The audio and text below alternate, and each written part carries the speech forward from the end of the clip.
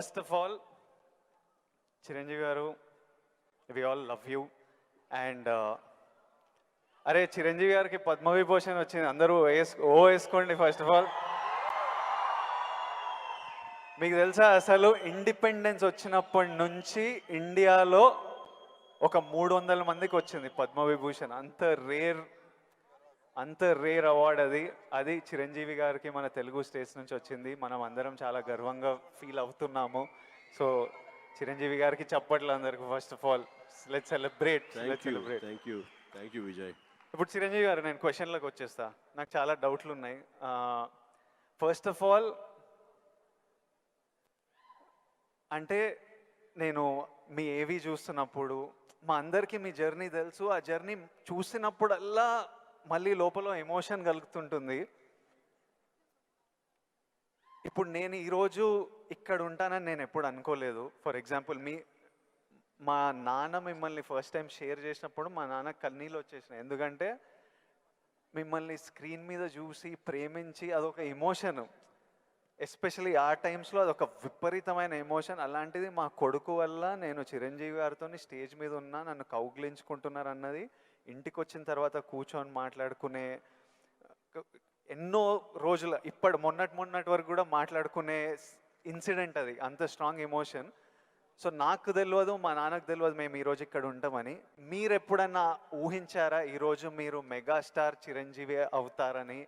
మీకు ఈ పద్మభూషణ్, పద్మవిభూషణ్, ఇంత గుర్తింపు, ఇంత ప్రేమ అవుతారని మీరు ఎప్పుడన్నా, మీరు యంగ్ ఉన్నప్పుడు ఎలా ఆలోచించేవారు?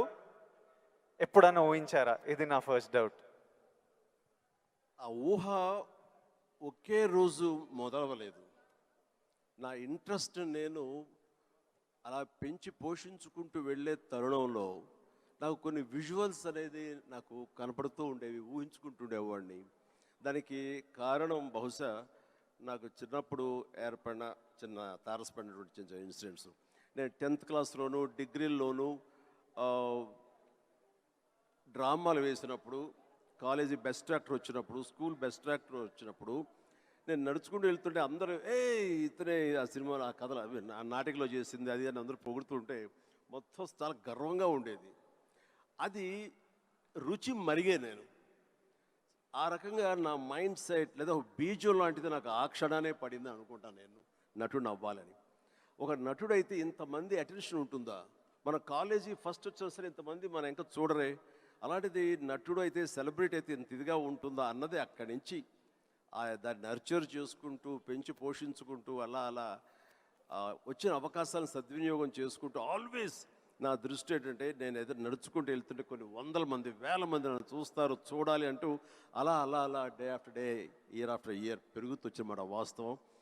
సినిమాల్లోనే రాణించాలి, సినిమాల్లోనే ఉండాలి అంటూ నా ఇష్టదైవమైన ఆ ఆంజనేయ స్వామిని నేను స్మరించుకుంటూ, ఆయనతో సంభాషించుకుంటూ, ఆయనతోటి బేరసారాలు ఆడుతూ, నువ్వు నన్ను ఆ పొజిషన్ తీసుకెళ్తే నేను నీ కోసం ఈ త్యాగాలు చేస్తాను, నీ కోసం ఇంత క్రమశిక్షణతో ఉంటాను, నన్ను ఆ పొజిషన్ తీసుకువెళ్ళు అంటూ నిరంతరం ఆయనతో ఇంటరాక్ట్ అవుతూనే వచ్చేవాడిని. దేవుడు అనేవాడు ఉన్నాడా లేడా అనే దాని గురించి కానీ, దేవుని నమ్మకం అనేది పక్కన పెడితే, దేవుడు అనేది నథింగ్ బట్ ఈ ప్రకృతి. దేవుడు is nothing but our inner consciousness, అంతరాత్మగా నువ్వు ఏదైతే ఫీడ్ చేస్తావో, ఏదైతే సో చేసుకుంటూ నర్చర్ చేస్తూ నీళ్లు పోసుకుంటూ పెంచి పోషించుకుంటావో, one day you have to attain that, you have to reach that goal. అదే ఈరోజు జరిగింది.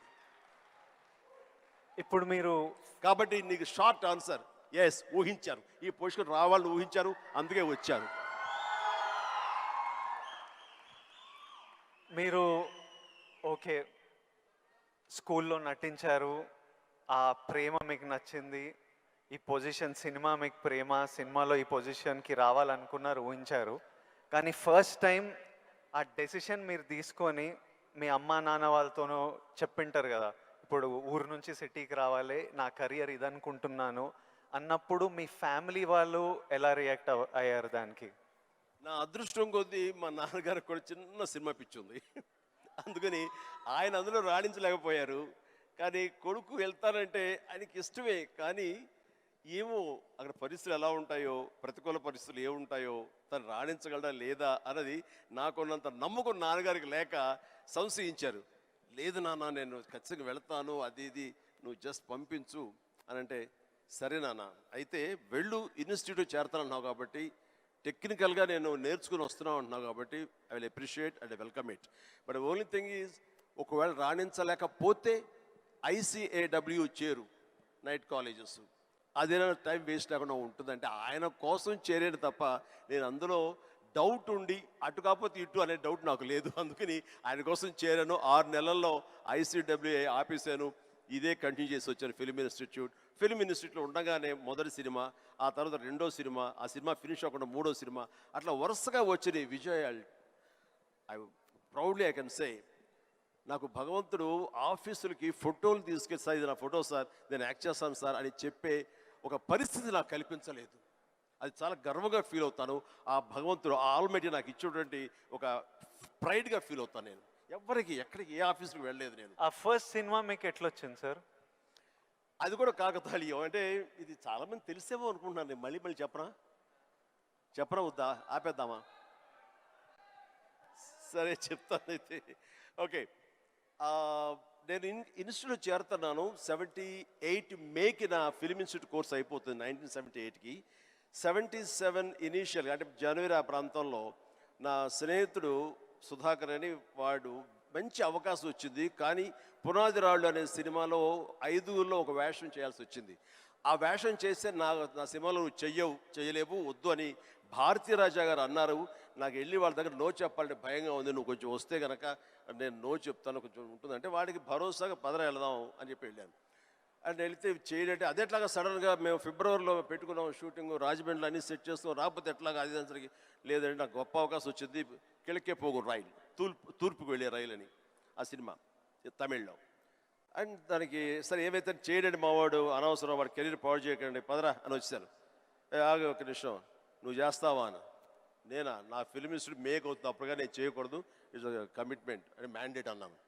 ఆ తర్వాత 2వ రోజు వచ్చి నా ఇంటి ముందు కూర్చున్నారు వాళ్ళు. కాదు ఎవరు లేరు, నువ్వు చూస్తుంటే కొంచెం బాగున్నావు చెయ్యి అని చెప్పేసి. సరే మాకు కాలేజ్ ఇన్స్టిట్యూట్లో మాకు ఈ స్క్రీన్ టెస్ట్ల కోసంగా ఒక రోజు వెచ్చిస్తాం. సో మనం ఇది అవకాశం ఎందుకు తీసుకోకూడదనే ఉద్దేశంతో నేను సరే వస్తాను అన్నాను. అది ఫిబ్రవరి మంత్. ఫస్ట్ టైం రాజమండ్రిలో నా పేరు మార్చుకుని కెమెరా ముందు నిలబడింది ఆ సినిమా. ఆ సినిమా పూర్తి అవ్వలేదు, ఆ షూటింగ్ జరుగుతుండగానే అందులో నా యాక్టింగ్ చూసి కానీ, నా ఎంతూజాజం చూసి కానీ, అందులో ఉండే అసోసియేటు ప్రాణం ఖరీదు అనే సినిమా కూడా అసోసియేట్ అతను చెప్పాడు క్రాంతి కుమార్కి, సార్ ఇట్లా సినిమా చేస్తున్నాము, చూడండి మన క్యారెక్టర్ అంటే. ఆయన నన్ను పిలిచారు, బ్రహ్మాండంగా ఉంది, ఓకే రఫ్ అండ్ టఫ్గా ఉన్నాడు, మనకు కావాల్సిన క్యారెక్టర్కి, పాలేరు క్యారెక్టర్కి బాగానే ఉంటాడు అని చెప్పి ఆ సినిమా షూటింగ్ జరుగుతుండగా బాపు గారు ఈ రాజమండ్రికి స్కౌటింగ్ వచ్చారు మనూరి పాండవుల సినిమాకి. ఆ సినిమా షూటింగ్లో నన్ను చూసి మనం అనుకునే క్యారెక్టర్కి, ఆ రఫ్ క్యారెక్టర్కి ఈ అబ్బాయి బాగుంటాడే అని వాళ్ళు బుక్ చేస్తారు. ఆ సినిమా చూస్తే బాలచంద్ర గారు మహానుభావుడు, గొప్ప డైరెక్టర్. ఇట్లాగా సినిమా తర్వాత వచ్చింది. ఇదంతా కూడా దైవ సంకల్పం. I bound to be here with this position. దీన్ని ఎలా నేను నిర్వచించను? ఆల్మైటీ ప్రకృతి అనివ్వండి, భగవంతుడు అనివ్వండి, నా ఆంజనేయ స్వామి అనివ్వండి, ఆ తర్వాత దాన్ని ఆదరించి పెంచి పోషించిన వాళ్ళు మీరంతా. అంటే నేను ఎప్పుడు ఒక 2 విషయాల్లో బ్యాటిల్ జరుగుతుంటుంది చిరు సార్ హెడ్లో. ఒకటి ఏంటంటే డెస్టినీ. కొందరు ఏమంటారంటే రాసి పెట్టింది జరుగుతుంది, నీకు రాసి పెట్టుందిరా అనే ఆలోచన ఒకటి. ఇంకో నాకున్న ఆలోచన ఏంటంటే కంప్లీట్లీ నా డెస్టినీ నా చేతుల్లో ఉంది, నాకు కావాల్సింది నేను గొడ్డు చాకిరి చేసి అది సంపాదించాలి. ఎవ్వరు మనకు చేసేటోళ్ళు లేరు, ఎవ్వరు చూసేటోళ్ళు లేరు, ఎట్లయినా మనం చేసి మనకు కావాల్సింది మనం సంపాదించుకోవాలన్నది. సో ఈ డెస్టినీ అనేది ఉందా, లేకపోతే కంప్లీట్లీ మన ఓన్ శ్రమనా? ఇది నాకు ఇప్పటిదాకా ఫుల్ క్లారిటీ అయితే లేదు. దీని మీద మీ థాట్ ఏంటి?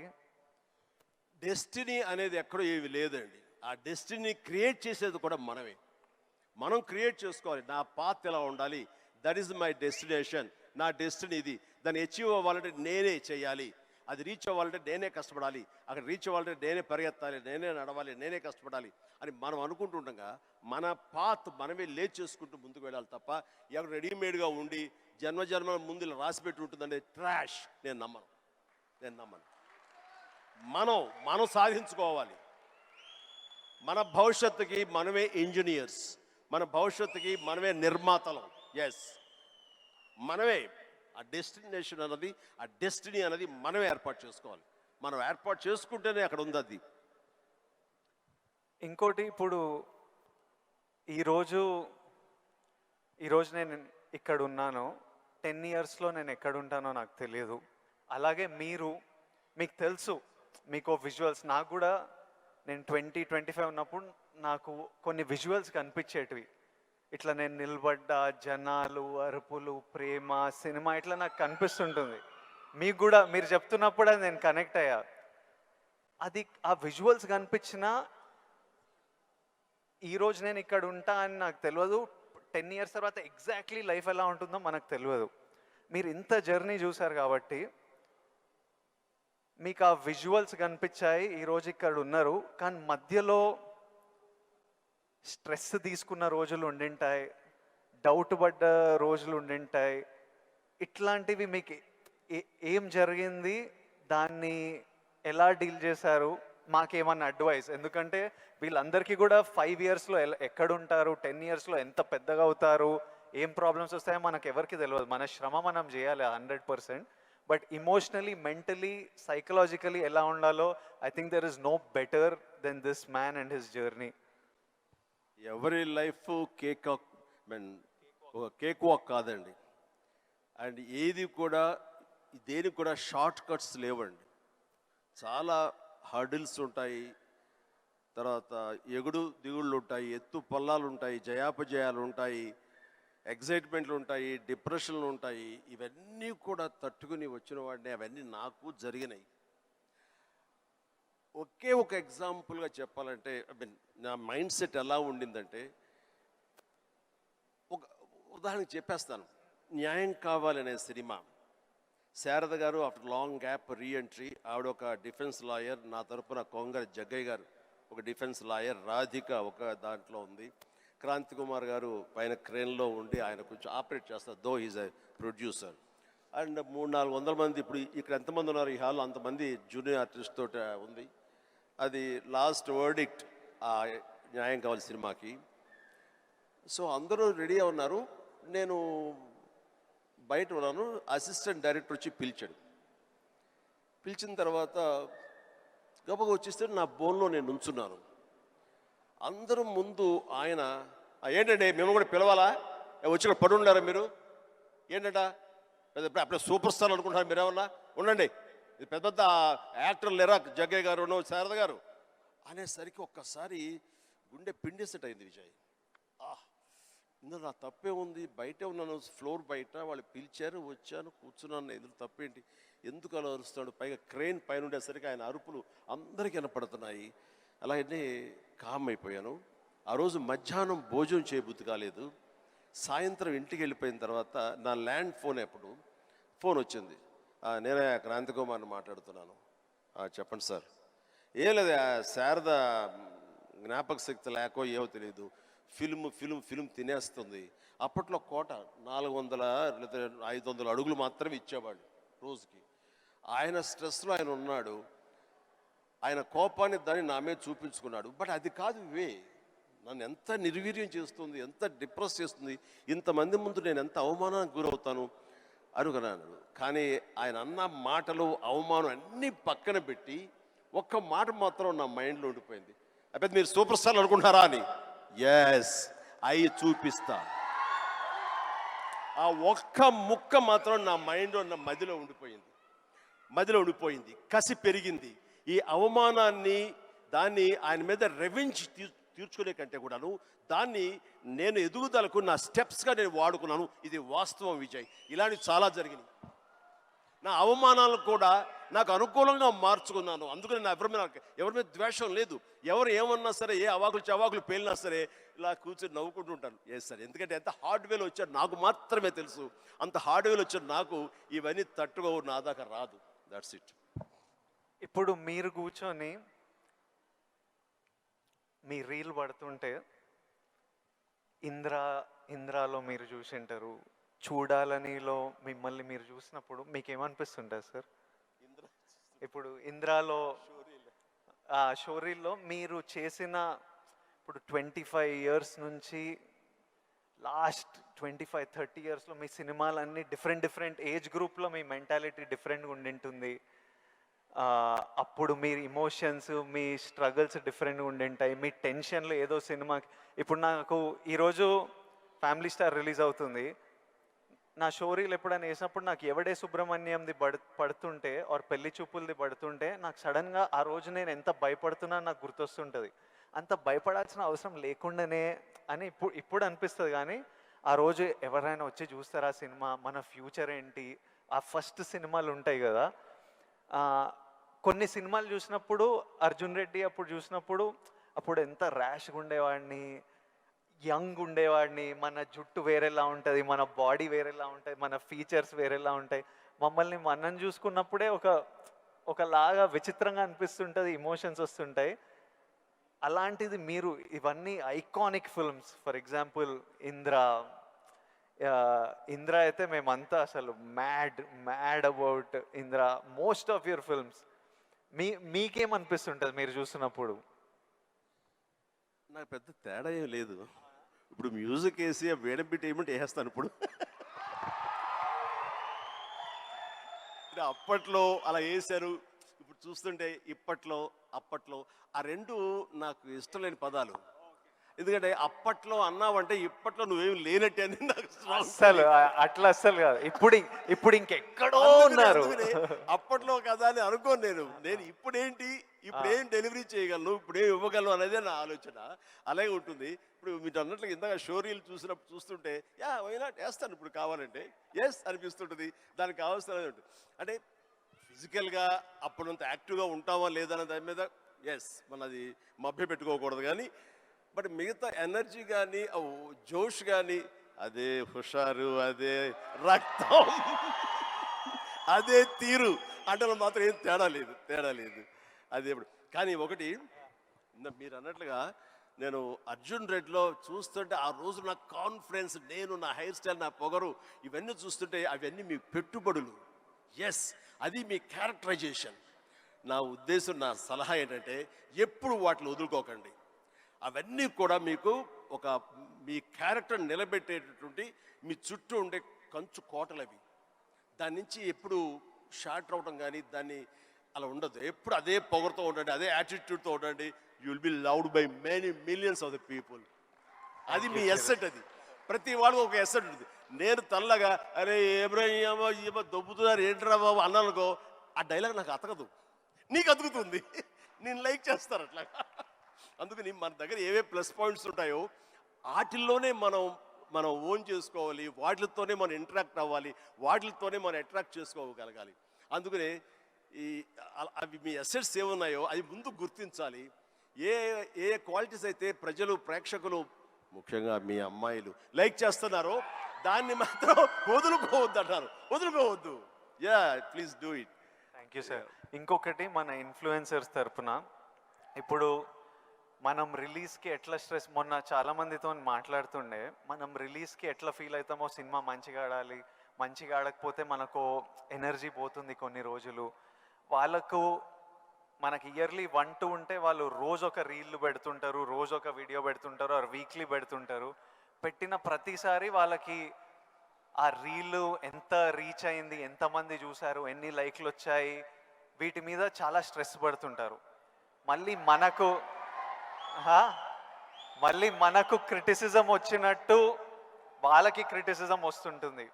సో నన్ను అడుగుతున్నారు, మీరు ఎలా డీల్ చేస్తారు ఈ క్రిటిసిజంతో? మనకు సినిమా నడవనప్పుడు ఇష్టం వచ్చినట్టు అందరు మాట్లాడుతుంటారు, అది పార్ట్ ఆఫ్ లైఫ్. వాళ్ళకి ఇంకా మీరు వచ్చినప్పుడు ఇది ఇంకోటి, మీరు వచ్చినప్పుడు ఇట్లా సోషల్ మీడియా ఇలాంటివి లేవు. అప్పుడు క్రిటిసిజం, ఈరోజు క్రిటిసిజం, ట్రోలింగ్ ఇవన్నీ ఇట్లా అంటుంటాం. ఆ రోజు మీకేముండేవి ఆ టైంలో అండ్ దాన్ని మీరు ఎలా డీల్ చేసేవారు? విజయ్, దీనికి కూడా నాకు జరిగిన ఒక సంఘటన చెప్తాను. గ్రోయింగ్ స్టేజ్లో సరిగ్గా మీరు అందరూ వినాలి. గ్రోయింగ్ స్టేజ్లో మనం చాలా వల్నరబుల్గా ఉంటాం, బిక్కుమంటూ ఉంటాం, రాణిస్తామా రాణించమా అనే సమయంలో. ఇలాంటి సమయంలో మనం ఎప్పుడు కూడాను పాజిటివ్ అట్మాస్ఫియర్ ఉన్న చోట మాత్రమే ఉండాలి. అది ఏర్పరచుకోవటం మన చేతుల్లో ఉంది. నేను ఇంకా సినిమాలు స్టార్ట్ అవ్వలేదు. పాండీ బజార్, టీ నగర్, మెడ్రాస్, అక్కడ ఒక ఏరియా ఉంటుంది. అక్కడ చాలామంది సరదాగా ఈవినింగ్ కబుర్లు చెప్పుకోవడానికి వస్తారు. వచ్చినప్పుడు వాళ్ళ దగ్గర నేను సరదాగా వెళ్తే ఒక ఫ్రెండ్ తీసుకెళ్ళాడు, రా సరదా కూర్చొని ఒక టీ తాగి వచ్చేద్దామని. ఏంట్రా మీ ఫ్రెండా, ఎవరు, ఏం పేరు? శివశంకర్ వరప్రసాద్ అండి. ఆహా, ఓకే. ఏంటి సినిమాలో వేషాలు వేద్దామనా? అవునండి. అబ్బో ఏ వేషాలు అంటే, అవకాశం ఉంటే హీరోగా చేద్దామని. రే ఇట్లారా, వీడు ఎంత అందంగా ఉన్నాడు చూడు, వాడు ఫోక్లోర్ ఫేస్, ఎంత చక్కటి ముక్కు ఎక్కువ, వాడికే దిక్కుద్ది వాడు లేదు, ఈయన హీరో అయిపోతాడట. అరే బాబు, మేమంతా అదే పరిస్థితిరా, చాలా చాలే అన్నాడు. ఎందుకు హుషారుగా వెళ్ళిన వాడిని తిరిగి ఎంతో నిస్సారంగా డల్ అయిపోయి రూమ్కి వచ్చాను. వచ్చిన వాడిని ఎందుకు వెళ్ళానా అక్కడికి అని, నేను ఏ వ్యక్తిత్వ వికాస్ పుస్తకాలు చదవలేదు, ఏ గురువులు లేరు, ఏ సద్గురువులు లేరు, నాకు ఎవ్వరూ లేరు. ఆ టైంలో నా ఆంజనేయ స్వామి నేను ఇంటరాక్ట్ అవుతాను, చేసుకుంటాను, నా బాధలు ఆయనతో చెప్తాను, ఆయన నాకు సమాధానం చెప్పినట్లుగా నాకు అనిపిస్తుంది, ఆ సూచనలు తీసుకుంటాను, తద్వారా అలాగే నేను వెళుతూ ఉంటాను. నేను ఎవరు వెళ్ళమన్నారు అక్కడికి? వాళ్ళందరూ దిక్కుమాలి అదోలు కదా, ఫ్రస్ట్రేటెడ్ పీపుల్. అక్కడికి వెళ్తే నీకు ఉత్సాహం వచ్చేస్తాను అనుకుంటావా? మన ఇద్దరం కూర్చున్నాం కదా, మన ఇద్దరం సరదాగా మాట్లాడుకుంటాం కదా, నేను ఎంకరేజ్ చేస్తున్నాను కదా, ఎవడెళ్ళమన్నాడు రా అని. అవును స్వామి, తప్పైపోయింది, నేను వెళ్ళకూడదు, చిచ్చి చాలు. ఆ క్షణం నుంచి, ఇది I'm talking about 1977 somewhere mid, ఆ రోజు నుంచి మళ్ళీ పాండీ బజార్ వైపు నేను వెళ్ళలేదు. మనం నెగిటివిటీ ఉన్న చోటకు వెళితే, మనం కన్సాలిడేట్ అవుతాం, వెళితే కనుక మనం షార్టర్ అయిపోతాం. దీనికి బెస్ట్ ఎగ్జాంపుల్ అందరికీ తెలిసేలాగా చెప్పాలంటే విజయ్, మనం స్లాబ్ వేస్తే ఆ రోజు వర్షం పడకూడదని అందరం కోరుకుంటాం, చాలామంది తెలుసు. వర్షం చుక్క ఒక్కటి పడితే ఆ రోజున మొత్తం స్లాబ్ అంతా మళ్ళీ వేయాల్సి వస్తుంది, మొత్తం నిరుపయోగం అయిపోతుంది. బట్ ఆరిన తర్వాత 2 days అయిన తర్వాత అదే నీరు క్యూరింగ్ కోసంగా మళ్ళీ వాడుకుంటుంటారు. అంటే ఇంట్లో మహిళలకు తెలియాలంటే పెరుగు తోడు పెడతామండి. ఆ పెరుగు తోడుకున్న సమయంలో ఒక చిన్న నిమ్మకాయో ఇంత ఉప్పు పడింది అనుకోండి, మొత్తం విరిగిపోతుంది. అదే తోడుకున్న తర్వాత అదే ఉప్పు అదే నిమ్మకాయ పిండుకుంటే ఆ రుచే వేరు. నేను అలా అనుకుని నాకున్న ప్రతికూలాలని నా అనుకూలంగా నేను మార్చుకోవడం మూలంగా నాకు ఇంత మానసిక స్థైర్యం, మానసిక ధైర్యం వచ్చింది. నేను ఎప్పుడు అది అట్రిబ్యూట్ టు మై ఐడల్, నా భగవంతుడికి చూస్తుంటాను. ఈరోజు చాలామంది అనొచ్చు, లేకపోతే నేను నమ్ముతాను దాన్ని, దేవుడు అనేవాడు లేడు, దేవుడు అనేవాడు నథింగ్ బట్ ఇన్నర్ కాన్షియస్నెస్.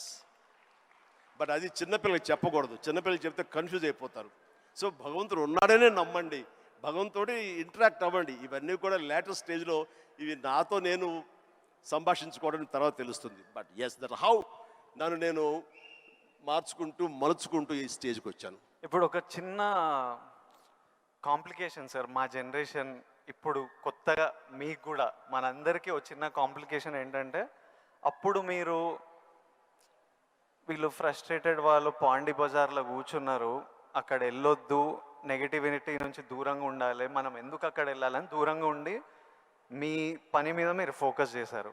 ఇప్పుడు ఇంటర్నెట్ వచ్చేసరికి మనం ఎక్కడ పోవక్కర్లే, మనం పాండీ బజార్ వెళ్ళకపోయినా వాళ్ళు ప్రతి దగ్గర చుట్టుపక్కల అందరికీ ఉంటారు, వాళ్ళ వీడియో వాళ్ళు చేసుకుంటే కింద ఎవడో వచ్చి వేస్తూనే ఉంటారు. ఇప్పుడు దీన్ని ఈ జనరేషన్ ఎట్లా డీల్ చేయాలి? ఇప్పుడు కొత్త రకాల ప్రాబ్లం వస్తున్నాయి ప్రతి ఇయర్. సో దీన్ని మాలాంటి వాళ్ళు, ఈ జనరేషన్ వాళ్ళు ఎలా డీల్ చేయాలో, ఎనీ ఇన్పుట్స్? ఆ రోజుల్లో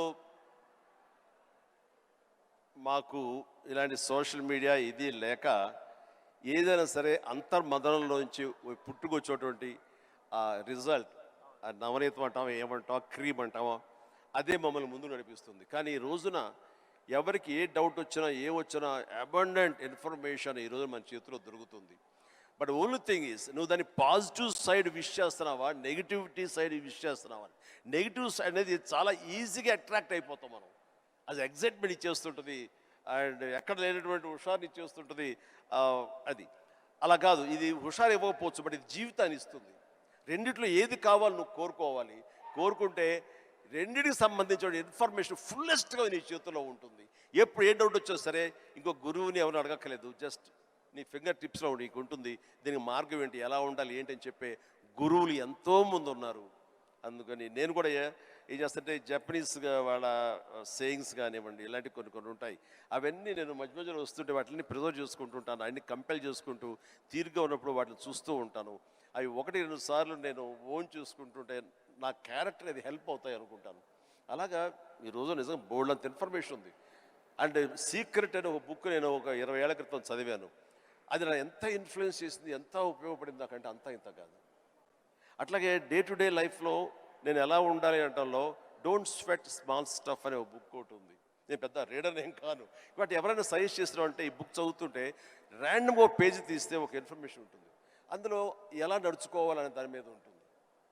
మన పని వాళ్ళ మీద మనకు చాలా కోపం వచ్చేస్తుంది, మన వర్కర్స్ మీద. మరి చెప్తే అర్థం చేసుకోరా ఫూల్ అని వాడు చెబితే వెంటనే అర్థమైతే వాడు మరొక మెగాస్టార్ అవుతాడు. వాడు ఆ పరిస్థితి ఎందుకు ఉంటాడు, తన స్థాయి తన ఐక్యూ అలాగే ఉంటుంది. కాబట్టి వాడికి నువ్వు అడ్జస్ట్ అవ్వాలి. So better try to live with the imperfection అన్నాడు. అది నీకు హాయిని చేకూరుస్తుంది. వాడికి ఇన్పర్ఫెక్షనే కాబట్టి ఓపిక ఇంకోసారి చెప్పుకో, అర్థమయ్యేలాగా ఇంకోసారి చెప్పుకో. అంతేగాని అది మన మనసులో అనుకున్నామో లేదో, మన నోటు దాటిందో లేదో బ్రహ్మాండంగా అర్థం చేసుకోవడానికి వాడేమి నీ లెవెల్ ఆఫ్ ఐక్యూ కాదు, కాబట్టి నీ దగ్గర పనిచేస్తున్నాడు.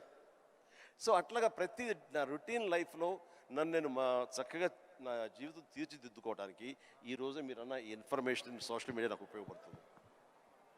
అండ్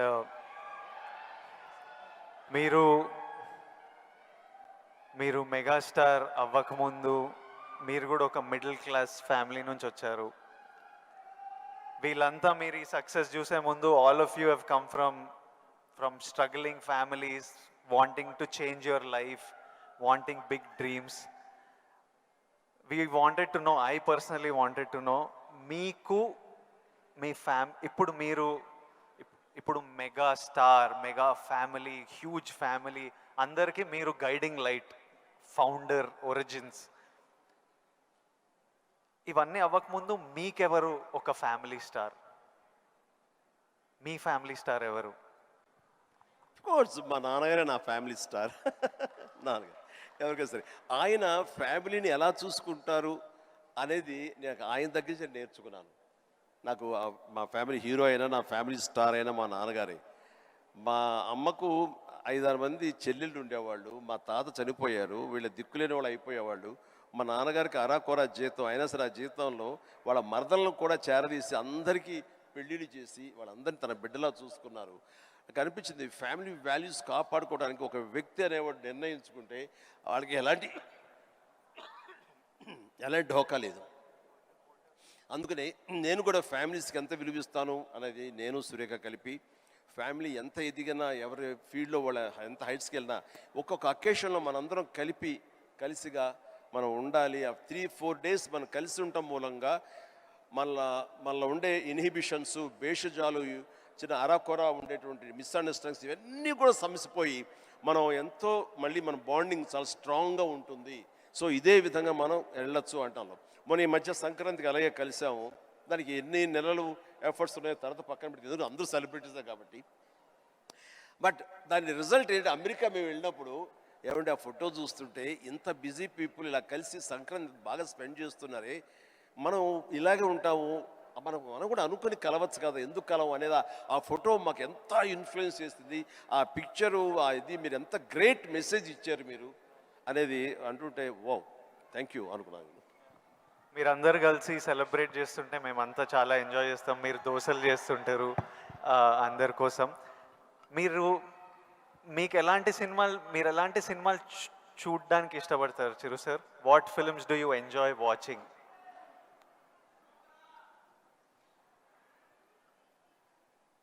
చెప్తే నవ్వుతారు వాళ్ళు. తెలియాలి నవ్వుతారు. మా అందరి క్యూరియాసిటీ. ఎందుకంటే మా ఇంట్లో నవ్వుతారు. అది మిక్కీ మౌస్, లార్ల్ అండ్ హార్డీ, ఇలాంటి సినిమాలన్నీ చూస్తుంటాను. అండ్ ఇది మన ఇలాంటి సినిమాలన్నీ కామెడీ సినిమాలు చూస్తుంటాను. సినిమాలుగా చూస్తే జాకీ చాన్ సినిమాలు చూస్తుంటాను, ఆ యాక్షన్ హై ప్యాక్డ్. ఇంకొంచెం బెటర్ సినిమాలు అంటే ఇప్పుడు టాప్ గన్ అని మొన్న వచ్చింది కదా, టామ్ క్రూజ్, ఇలా చూస్తుంటాను.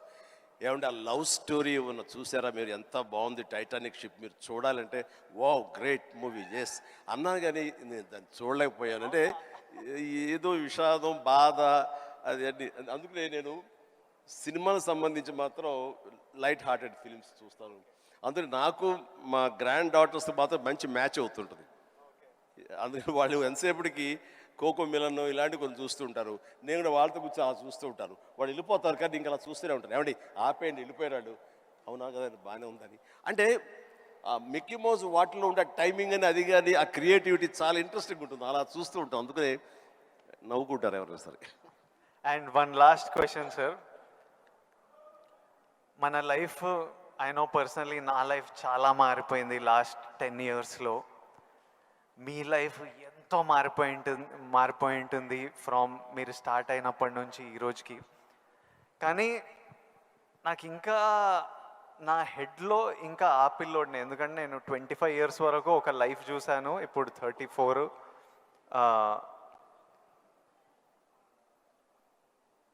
ఐ వాంట్ టు నో,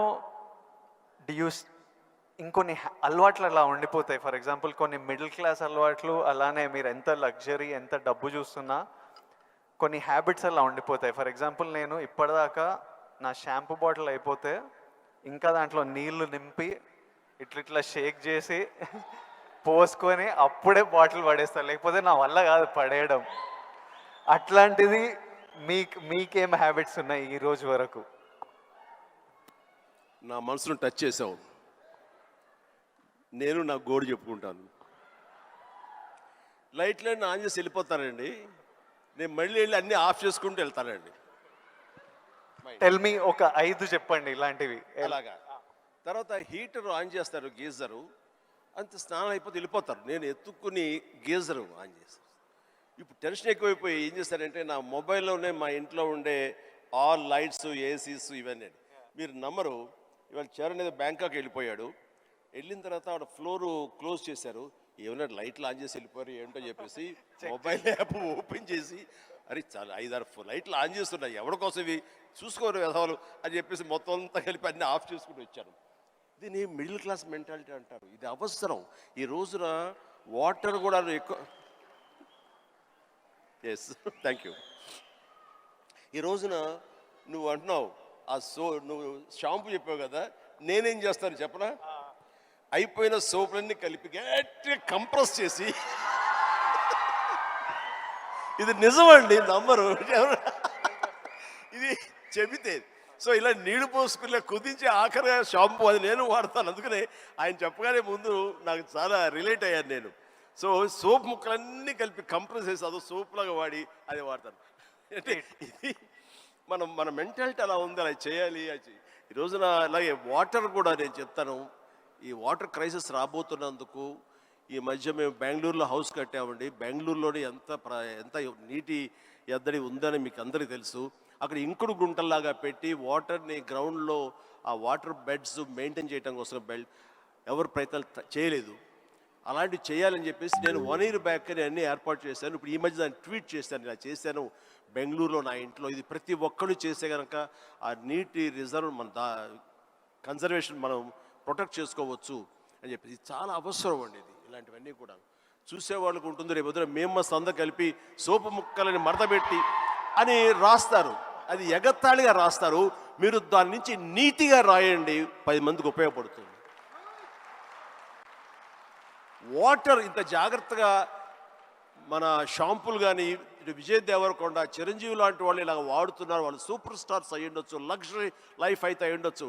అయిపోగా తీసి పడేరండి, అందులో నీళ్లు పోసుకుంటూ షేక్ చేసుకుంటూ వాడతారు. సోపు ముక్కల్ని 4-5 ముక్కల్ని అతికించుకుని ఒక సోపుగా చేసుకుని మళ్ళీ ఏదో వారం పాటు వాడుకుంటారండి. అండ్ ఒక ట్యాప్ ఓపెన్ చేసి షేవింగ్ చేసుకున్న ఇంకోటి చేసుకున్న ఆ వాటర్ని వేస్ట్ చేయకుండా ప్రొటెక్ట్ చేసుకుంటారండి. లైట్స్ అన్నీ ఆఫ్ చేసుకున్నావా లేదా, గీజర్ అన్నీ ఆఫ్ చేసావా లేదా అని వస్తే చూసుకుంటూనే ఉంటామండి, despite our busy schedules. So సామాన్యులకి ఇంకెంత బాధ్యత ఉంది, చెయ్యాలి.